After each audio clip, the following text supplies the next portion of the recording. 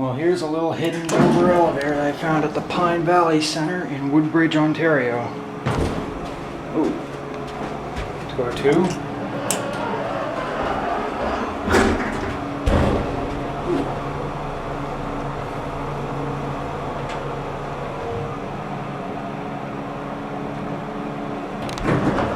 Here is completely dead. Got the bumper. Door close works. I like that.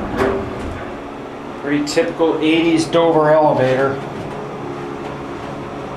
I think Big Elevator Dude 707 has filmed this elevator. As you can see, there's no phone. Interesting that it has a door close button. Here's the address. So this one's probably from at least 84.